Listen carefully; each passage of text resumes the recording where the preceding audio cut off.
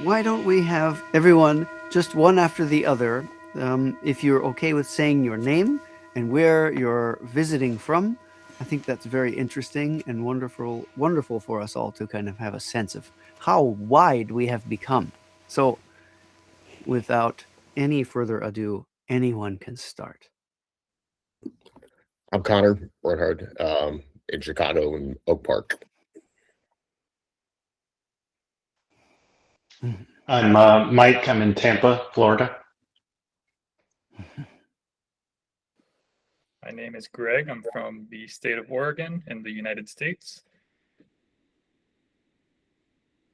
Good morning. My name is Kim, and I'm coming from New Zealand. My name is Michael, and I come from Göttingen in Germany. My name is Quinn, and I come from Rockton, Illinois, USA. My name is Rob Goodwin, and I live in Denver, Colorado.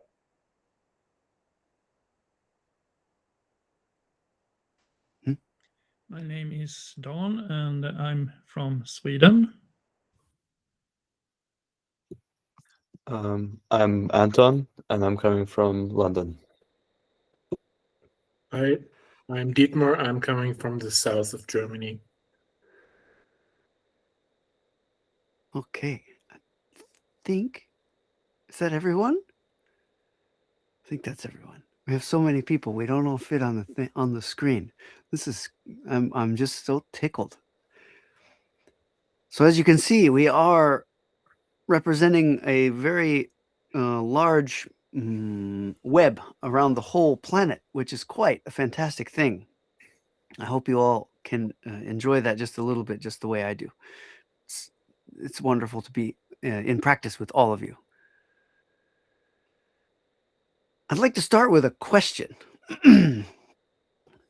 And anyone can jump in and talk for a little bit about when you spend 30 minutes, how does it feel? What do you notice?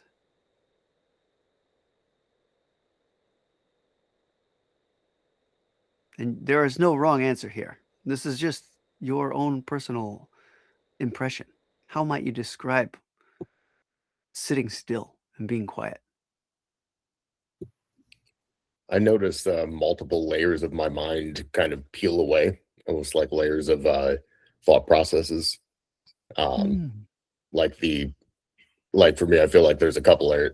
I tend to have the regular running thoughts, and then there's like kind of an egoic thought process that's like, oh, we're here now, we're doing this thing, or like that's trying to be helpful, and then it's like the added I don't know, task of like letting go of that as well. I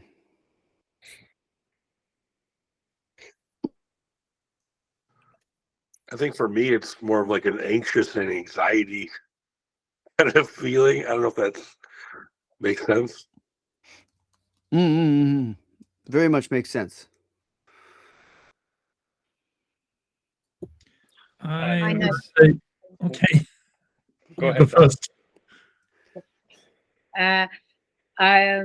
My awareness goes straight to body. Body is predominant. So I notice all of the ways in which my body, unknown to me to that point, is holding tension or contraction.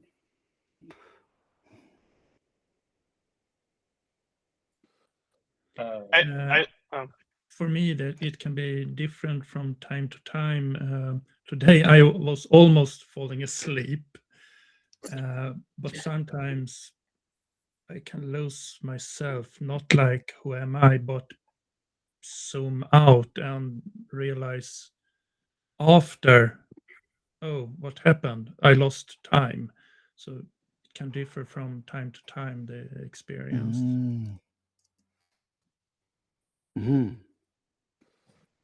Greg? I notice a greater sense of my surroundings, just like sounds and stuff like that.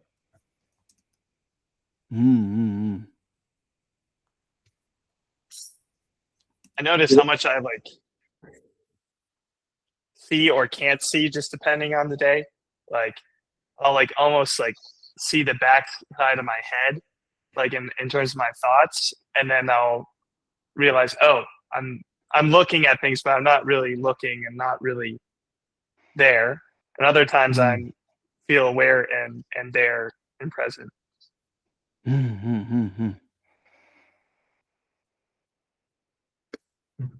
Like, Today- go ahead. Okay, thanks. Most of the time, I made micro adjustments with my posture. Yes, and be aware of my breath.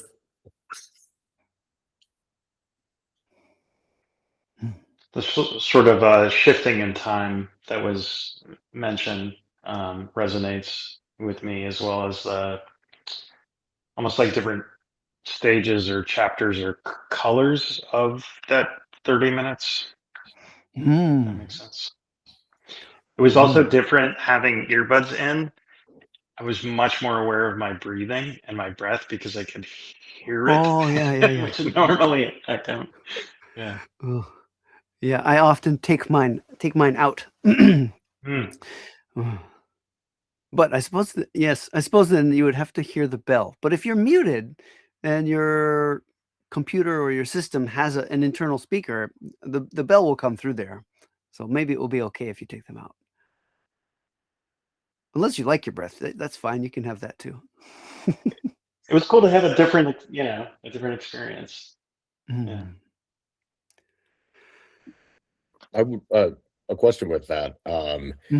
I a few times I've used like the earbuds with like the noise canceling function, which I suppose like you hear your breath and you're more aware of yourself. But would you almost say that that's a kind of a crutch as opposed to because it is canceling out a lot of sounds that might be distracting you in the natural world and kind of your perception of all that's going on, right? That's a really nice question. Oh, that's a great one.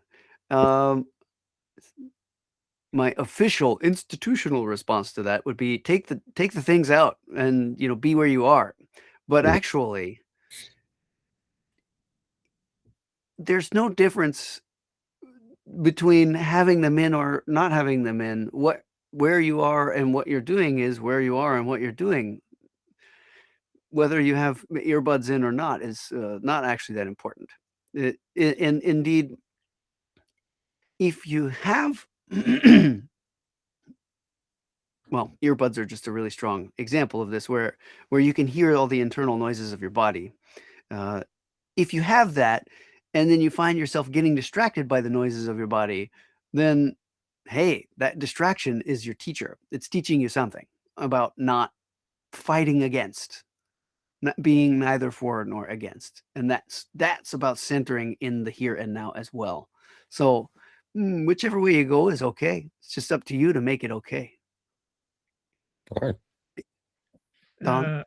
One thing with earbuds in, you can pick up other things that you normally not pick up.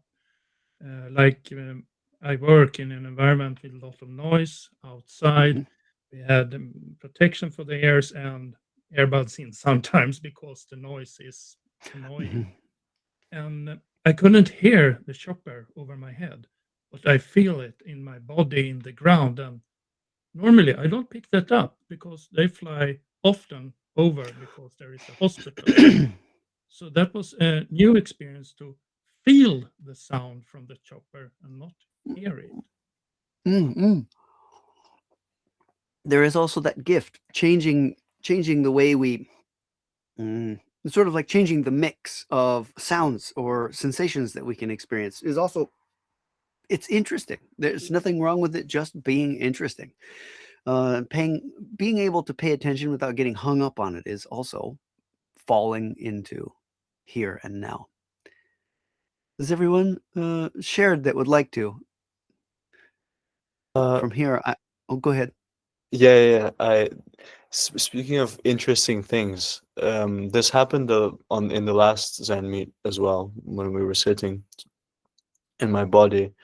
for the first time in my Zazen practice, and then again here something about having the laptop and being in this spot. I don't know, but I sort of felt not just my legs being kind of, achy and stiff, but my hands with the mudra kind of being very still, almost. I don't know if anyone also experiences sleep paralysis from time to time, but in this sort of way. And that was, a bit freaky, but there we are. It was nice to walk afterwards. But yeah. Yeah, I think I've made a similar experience pretty often while sitting. I'm not sure what to think of it. I think at first it felt really strange, but now it's kind of almost comforting in a very strange way. I'm not quite sure how to describe it, but it kind of just feels like, being literally locked in place, right? Physically.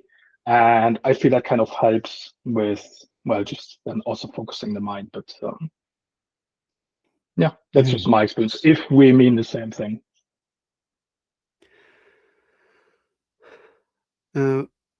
When when I first discovered what is Zazen, before I had a word to put on it, or much less a religious institution in which it has a context, I was 9 years old, and I was returning to my childhood home, where Quinn is from. Is also we're from the same childhood home. It's a very, very, very, very quiet place. It's a very unpopulated part of the United States. It's near Chicago, but it's out in the country. And I would often find myself going home, and no parents and no siblings were there for a couple hours, maybe like 2 or more hours. I was completely alone. And it's so in the countryside that the doors on my childhood home were never locked. Anytime just anyone could walk in, and somehow it never became a problem. If it was a problem, it was somebody we knew, and we just called him and we're like, "Yo, are you gonna give that money back?" It was never anything serious.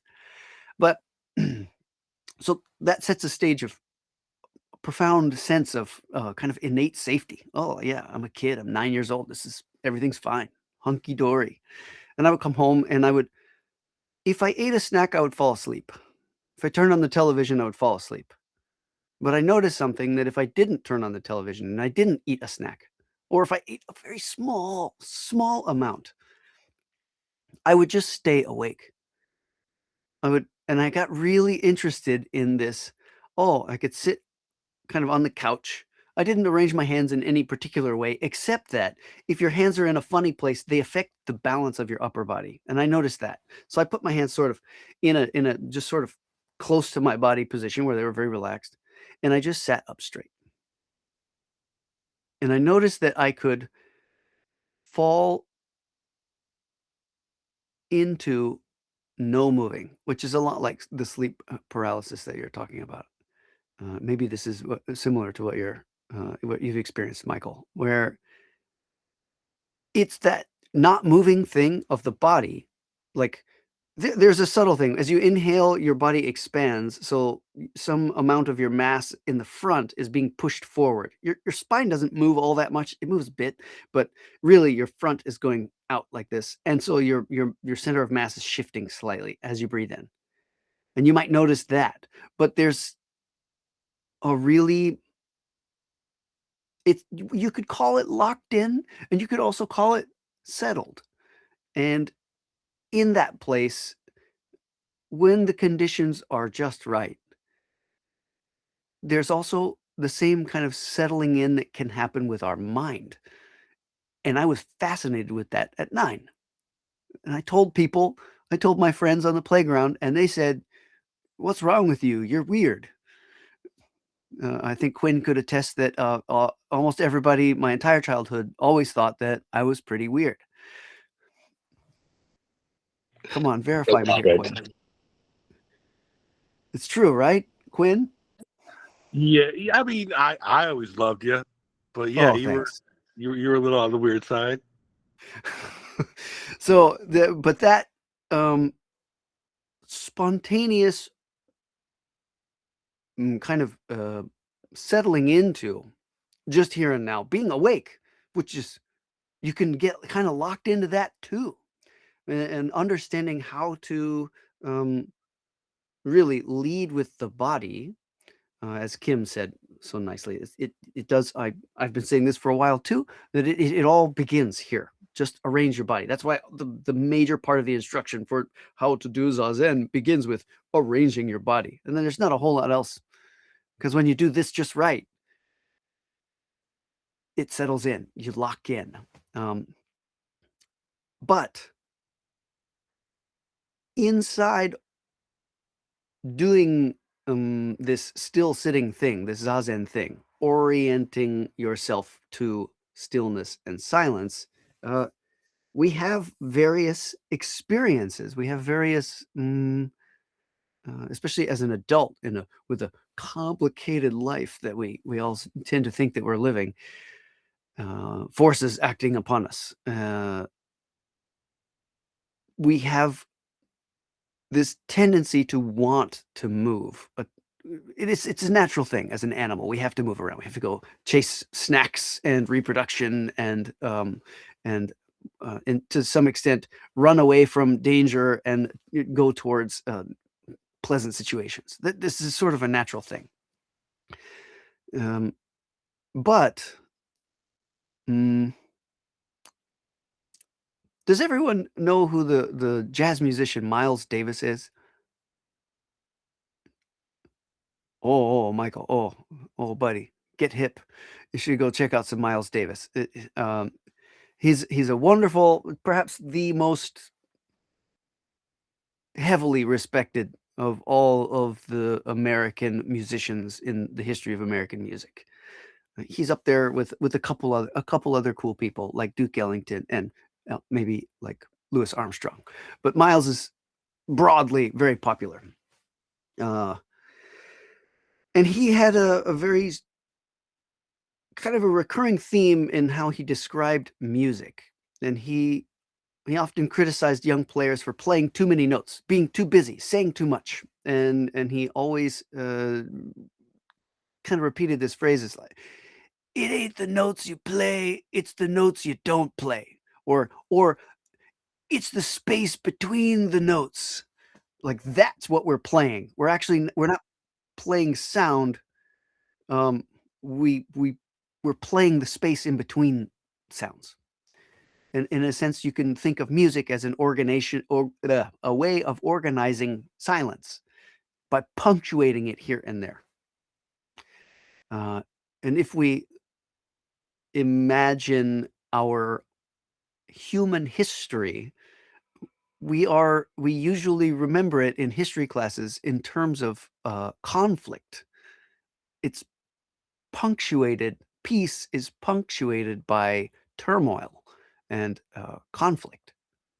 And it's, if you look at a history book, like, why is this whole book about wars and people, French people cutting off their royalties' heads and stuff? What's going on here?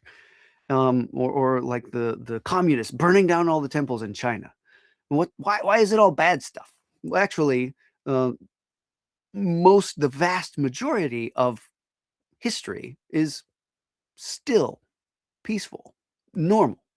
People going about their business, hanging out with friends, eating good food while it's good, and just living their lives. You can't raise kids in a war. It doesn't make sense. It's a good reason not to do it. That is to say, we see a pattern here. Music is about the space in between the sounds that we hear, the space in between the rhythms, the punctuation of a drum. And history is punctuated by conflict with a whole lot of space in between, peaceful, normal, everyday, mundane in between. But we also have that experience in here. When we do Zazen, we create in a mythological term, in a sort of grandiose mythological term, we take up eternity in our still sitting, where an entire history, an entire universe plays out in this body, which is a good example when we remember what this means. The cosmic mudra puts us in a context. We rest this in our lap down here, below our belly button. It makes a circle here. It makes a circle here. Then if you're sitting on the floor, then your legs kind of become your whole body in this kind of circle form. And that's a context. So that circle repeats out the room, the building, the town, the earth, and so forth. And that also goes smaller and smaller and smaller down to all the quirks that you might find in between your hands in this beautiful posture. So this is sort of like, yes, we're here, nowhere else. We're in a context, and that settling into it is full of rich with metaphor. And yet, while we sit, we have all these various experiences. And I think everyone knows that, today is this, tomorrow will be that, and the day after that will be something slightly different. There's a lot of patterns. The same kind of thing comes up again and again. But anxiety, as I believe it was Quinn who said, is a good example. Anxiety doesn't necessarily mean, in psychological terms, it's not necessarily a negative experience. There's positive anxiety as well. Anticipation, joyful, excitement. Those are forms of anxiety as well. It's sort of having a magnetic energy toward a state, or toward kind of, in a way, it might be tainted by clinging, by chasing after something. And that could be bad things, worrying about bad things, or feeling, or if we take away all of the story that we might apply to why I'm anxious or what I'm anxious about, we take that away. What happens is we sit down, we start to just breathe. And that's so unusual in the beginning that the animal version of us, which is just a slave to chasing snacks and reproduction and comfortable places to take naps, that animal doesn't know what to do with the body, which is doing nothing. And so we feel the energy, the habit energy of that constant pursuit, the chasing, striving, clinging, desiring, fearing. And we're just feeling it. There's no story there. We might apply one, but you don't actually need to. You can just experience what it is. Sometimes, if you try to parse it out and explain it to yourself, that's the same as feeding thoughts, and it just produces more anxiety in the negative sense, and that can lead to the dark side. You get depressed. You get frustrated. You think Zazen is a bunch of malarkey. Well, news to you, it's a bunch of malarkey. It's boring. And what are we doing here? Nothing. It's not exciting. It's not popular. It's not even easy. And yet, by turning ourselves toward it,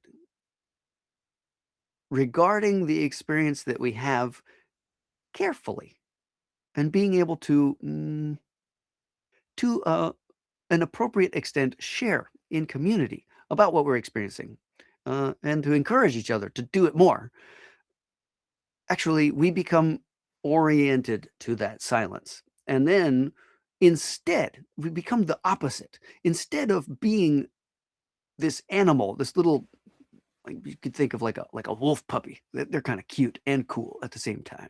So like a little wolf puppy running around chasing snacks, and then becoming a teenager and having hormones, and then chasing reproduction, and then wanting to have a cool pack, chasing out the jerks, and like inviting all the cute lady wolves, and having a good time. Instead of being like that, we are more like the trees, the grass, the birds, the wind, the fur that we are made of. our blood, our skin, our bones. We expand our kind of perspective. We drop away, we can begin to drop away the story of ourself, which is a kind of a feeding, overturning again and again pattern of thought that's just left over from this animal thing. We just let that settle out and practice letting it settle out. That's coming back again and again to sitting Zazen, to not even necessarily sitting Zazen, but anywhere you are at any time you are, just take one breath and go, hey, here I am. But be careful. That I is not you. The I is more like the whole universe perceiving itself. We are that whole thing. And we are just, a miraculous assemblage of sensory organs and a processing unit. And that's the universe did this. Circumstances on this ball in space gave rise to this. It's rare. It's wonderful. That's you. But it's not the story that you tell you about you. It's something beyond that. And the fact that we have a mind that's capable of perceiving this, and we have a body with which we can perceive and feel, is spectacular. Inside this context, apart from the story that we tell ourselves, is something, for lack of a better way to handle transmitting the idea, we call it Buddha mind. We might call that the innate, spontaneous ability to be, to act, and to make no mistake in our living. The spontaneous wisdom which arises as a concurrent result, co-arising. It's not so much that we do the practice and we get the thing. It's as soon as we do the practice, we're doing the thing at the same time. It gets better and more subtle, and when we become more nuanced in our understanding and our ability to practice it, that gets better over time. But the first time you do it is the same as the billionth time. And that is, we practice being awake. No ego, no story, no fear, no anxiety, and yet completely in the midst of all that. Not picking and not choosing, not clinging or chasing, and yet also doing that. And a good example of what that is, even though we say, oh yeah, picking and choosing is the disease of the mind. We do that and it causes cognitive dissonance. It causes a problem. Actually, if you walk through a big crowd and you manage, or all the people manage to really not bump into each other, largely. Well, somebody might be a little sick or a little old and move a bit slow, and so maybe there's some bumbling that happens, but largely a crowd can move through itself without people bumping into each other, right? That's picking and choosing. Each individual is choosing not to bump into each other. But how much effort, how much intentional feeling of desire are we applying to the activity of not bumping into each other as we walk? Zero. We don't have to try. It happens all by itself. Anton is considering, is what Eshin's saying logical? Does this make sense? Yeah. Sort of. I was more thinking about, with in the realm of thinking. If we have to go there, let's go there. I feel like I always interpreted the avoiding picking and choosing aspect as not asking, not demanding, not, well, clinging to the present moment being anything other than what it is. And I feel like when we talk about it in this metaphor of not bumping into people, the natural tendency not to bump in is just what it is as well, Mm-hmm, mm-hmm. I guess. It Maybe that's is. why It is. my face made, happen the way that it happened. Yeah.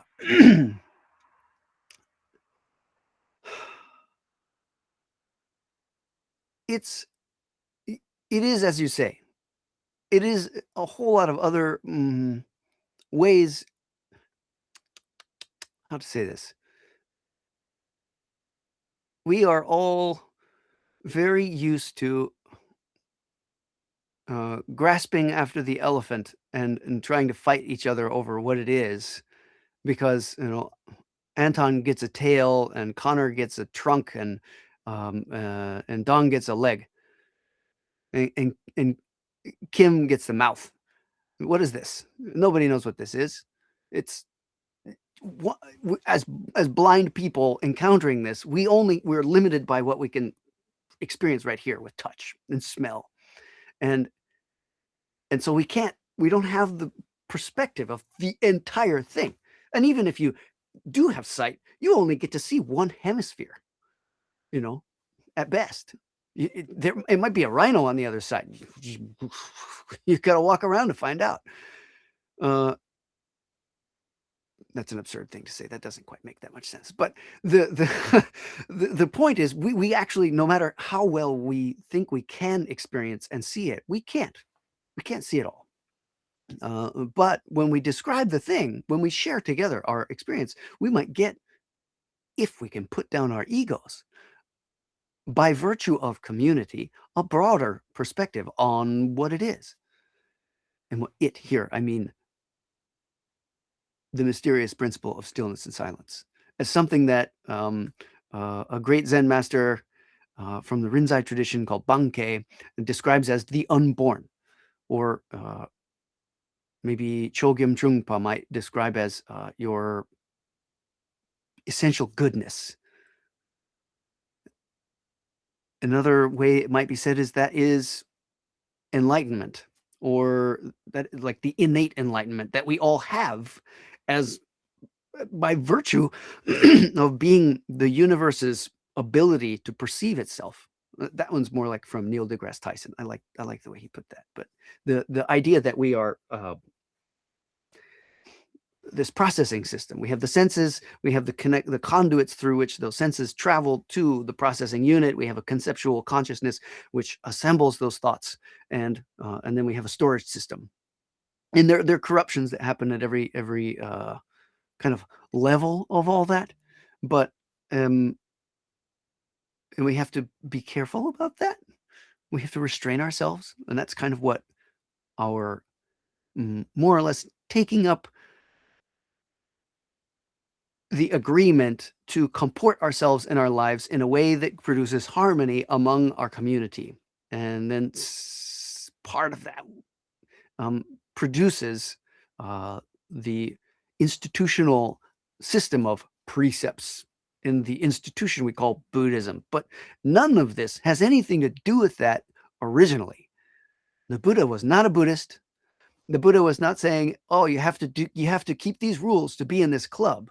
And the Buddha was saying, you have to keep these rules because it makes sense. You do this because then you get to enjoy your life more. And the people around you also get to enjoy your being in their lives more. It gets better.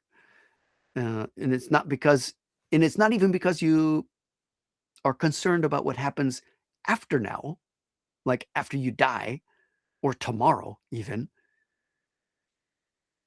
or worried about where you came from, all the past stuff, all your leftover conditioning, your trauma, your fear, your bad relationships with one person or another, Actually, Quinn and I met when we were children. We used to fight. We actually met in a horrible context. It's hard to say whether I was a crazy young small jerk. Quinn is quite a large person, and or Quinn was a huge bully. But either way, we fought, and then we became friends. But we don't hold on to that fighting part, I don't think. But that's letting go of what happened before and just being now. Hey, get in here. We're all here together. Guess what time it is? It's time to eat. Oh, guess what time it is? It's time to do Zazen. Let's do this together. Let's sit and be still together. The intimacy that arises as a result of that is our manifesting the body of Buddha together. We become a temple in a way when we do it together. We become the legs, the knees, the elbows, the hands, and the mudra, the head. In a way, sometimes, okay,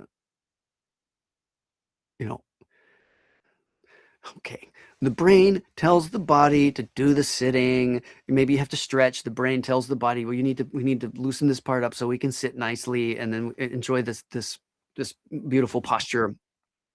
That does come from brain first as the operator of sending nerve signals and all this.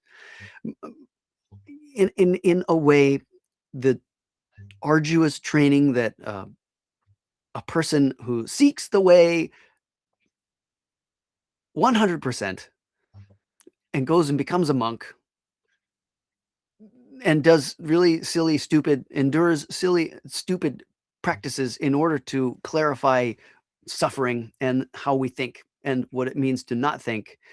This is what a monk does, but not everyone has to do it, because you don't need to have you don't have to endure the BS part in order to get the essential Buddha mind that you already have innately.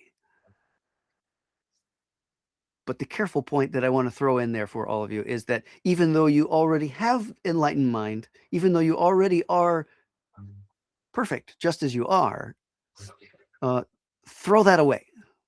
You should be willing at every moment to not hold on to the fact that, like, don't take it as like a warm hug.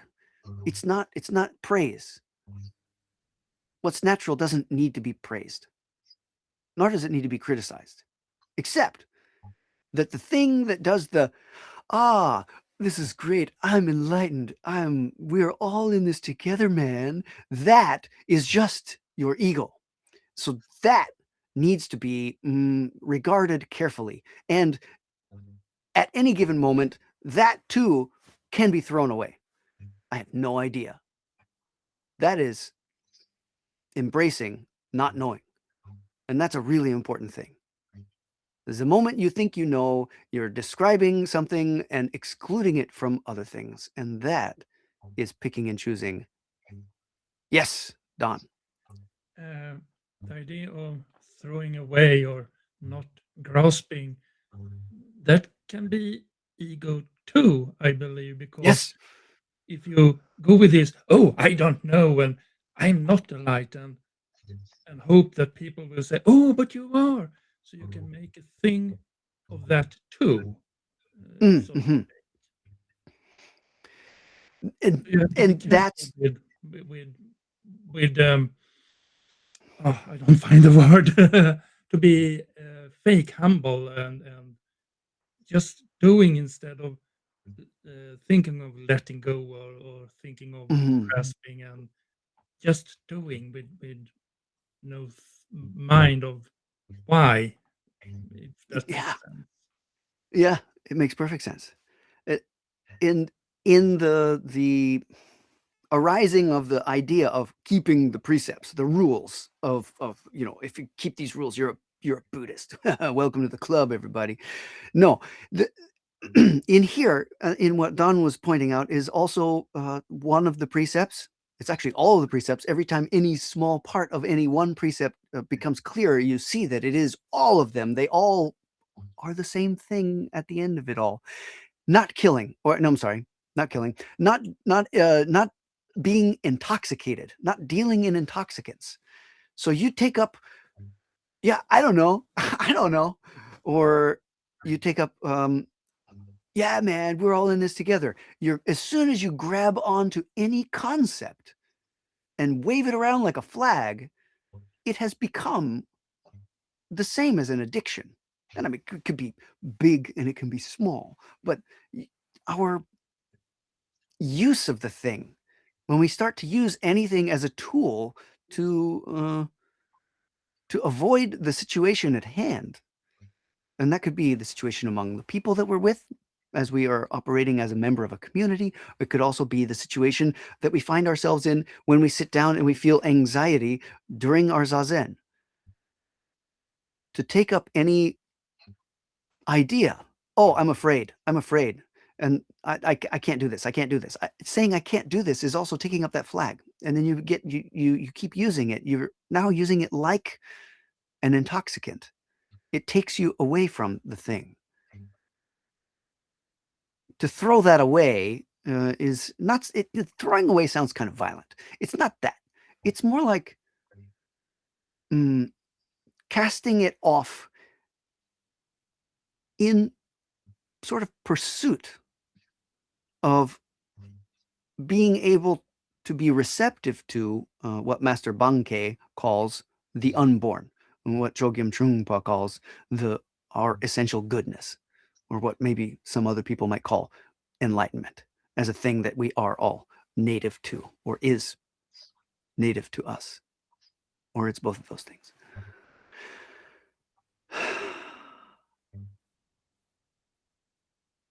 And the trouble with the impermanence of all phenomenon is that our receptivity to the richness of our practice of orienting ourselves to stillness and silence gets forgotten. It falls away. You get it from the seat and you go and you want to go have a coffee with some friends, or sometimes it's nighttime for some of you, and you want to go and have a beer or something. And that's a perfectly fine thing to do. But to keep that, to not give into our busyness, or into our picking and choosing to the extent of something, or to run into someone saying something that might upset us, and then to become upset by something as silly as words, or something even less silly as, being attacked with a fist or a staff or a gun. But even that to the greatest extreme possible, to not be perturbed away from your receptivity to here and now. That is practicing Zen. That is the thing that Zen begs us to remember. Neither for nor against, bright and empty function naturally.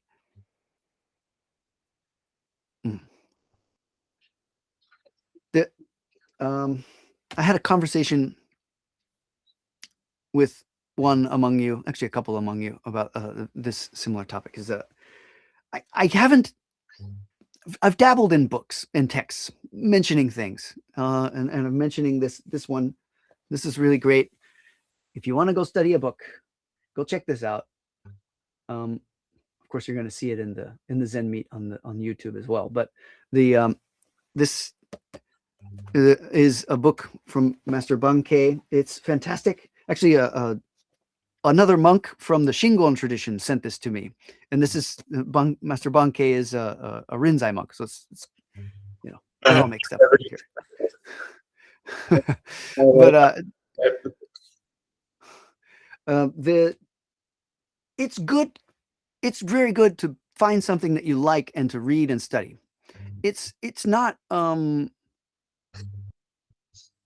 how to say, it's not pivotal. Any of the stuff that the Buddha was pointing at as a teacher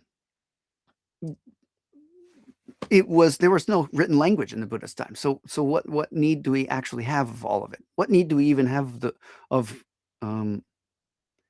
having things explained to us?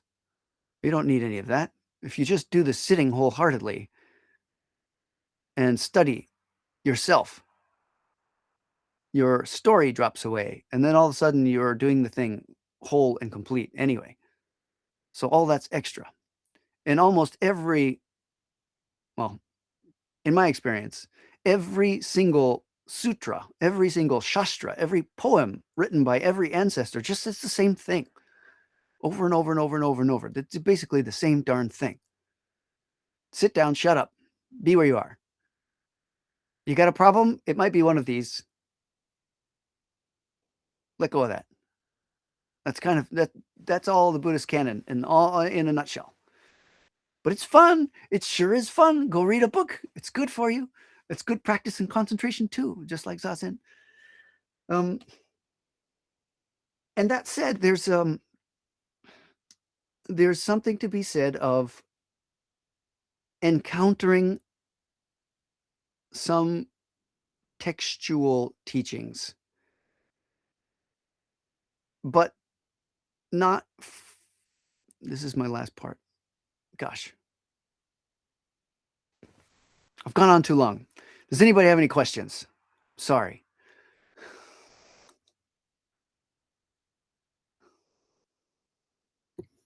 We're just talking about the same thing. Yeah, good. When you find everything that any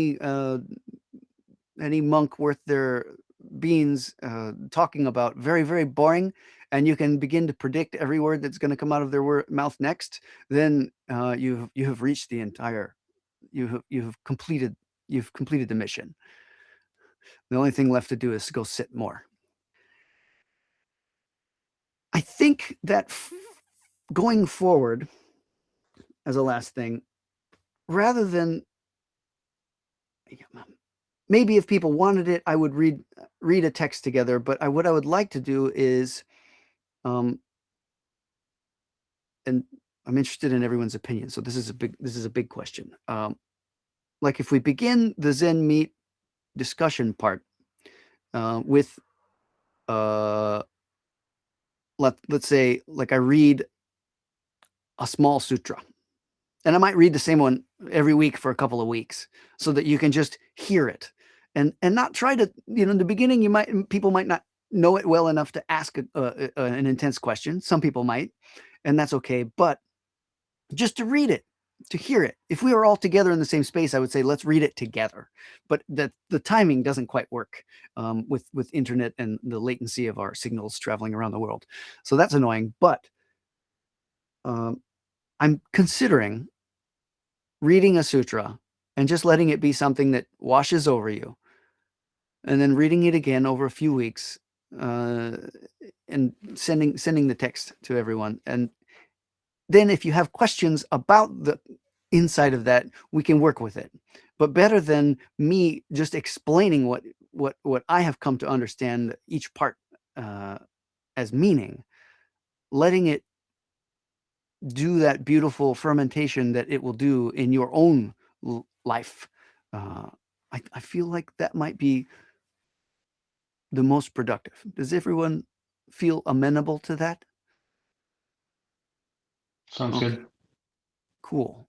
Then from next week, I will begin with one. I will prepare a text to send to everyone in the meet, and you can read it while I read it aloud.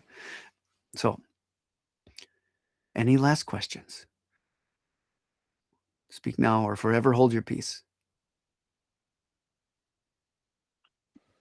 I don't have a question. Oh, go ahead. Mhm. Go ahead, Mike. Okay. Question on when you started talking about like the precepts and all of that stuff. For the origination of that, was that Buddha saying like, don't do this, don't do this, don't do this, or was it followers saying, hey, should we do this? And then Buddha being like, that might be helpful or not be helpful. Does that make sense? Greg, in your experience in the Thai tradition, in Ajahn Chah tradition, how do you perceive the Vinaya, all of the rules? Yeah, so in like the earliest teachings of the Buddha, which are like largely with the southeastern countries like Sri Lanka, Thailand, Myanmar, Laos, the original rules for all the monks were always in response to a situation that occurred that either prompted outcry from the general public or from internally in the monastic community. So there's in the full monastic code, there's like 320 or 330 something rules, and every single rule has a backstory to why it exists, and it's almost always from misbehavior or someone being upset from something, and then coming to the Buddha and saying, "No, your community shouldn't be doing those things." Yeah. Mm. And then I think over history, that large set of rules kind of gets refined down to more of like the general rules that people should follow, as opposed to just what like the monastic community is required to follow. Thanks, Greg. Yeah. So it's largely, in one way, about restraint, about holding back our very strong animal tendency. As the Vinaya is what those original rules are called, and in Mahayana Buddhism, is Buddhism that went up into China, became the great vehicle. That's also sort of a negative term. If you call that great, you're implying that the other one's less, which is kind of absurd if you think about it. However, in that context, as Buddhism moved into China, the understanding of rules or precepts, what became the precepts, it became a subtler, more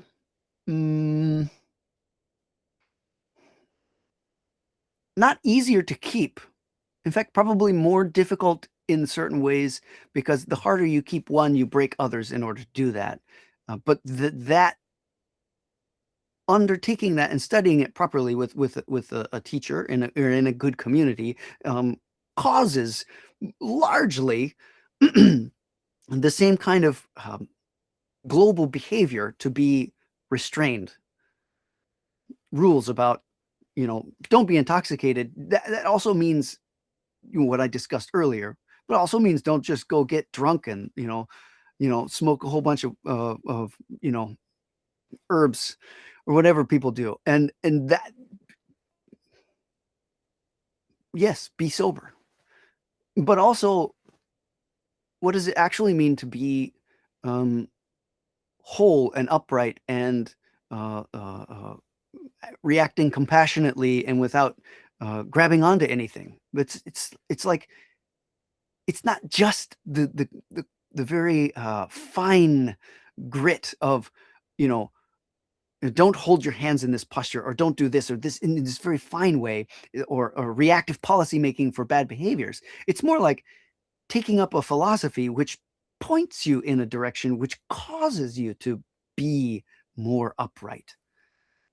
The Buddha would have thought of all of this at the time when all those reactive policies had to be created, and probably was hoping everyone would catch on of their own accord, but they didn't, because, well, people are stupid, and we're all, none of us are an exception. The Buddha was no exception. But to say that each of us must take up our own practice in response to our own causes and conditions, that is, okay, well, you need a rule.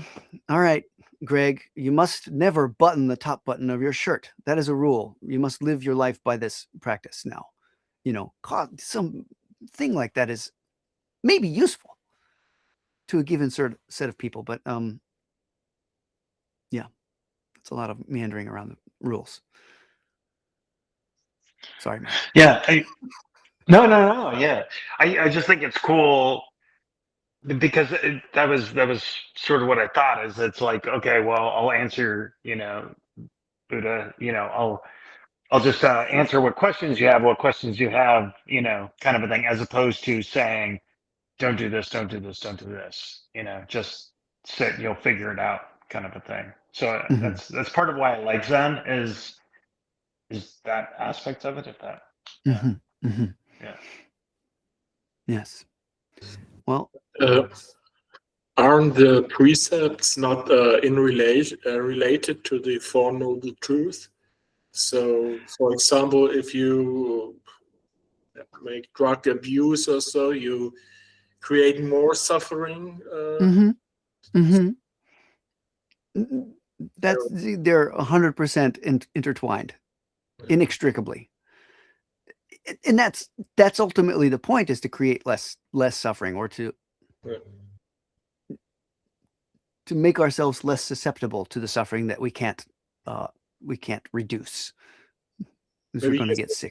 You create less suffering for yourself, but maybe the people around you, they have more. Yeah. Because of that. Yes. Well, our time is run just a bit amok. I apologize. I was very impassioned today, and I talked a lot. Kim, Quinn, y'all have been very quiet. Do you have any questions? No, it was wonderful. Thank you. All right. No questions. I have very much enjoyed the session. Thank you. Oh, wonderful. Glad to hear it. I've kind of been here since Eshin started his group, and it's been wonderful to see it grow and expand to people all over the world. And I just wanted to say thank you to everyone for participating and for your presence. It does make a really big difference in the group, and I think it's helpful for everybody, even if you may not acknowledge it. Your presence is a gift. Also like to say thank you to Eshin for his time and all of his patience and his teachings. And just mention if ask people to consider making a contribution into his digital begging bowl if you feel the inclination to support the community, and if you have the means. Surely not out of obligation, but just out of generosity.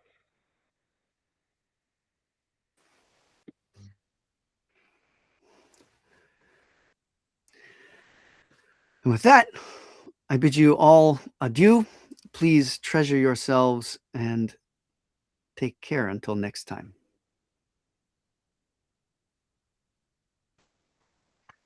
Have a nice week, everybody. Everybody, yeah. Thank you. Thank you. Thank you, everyone. Thank you. Bye-bye.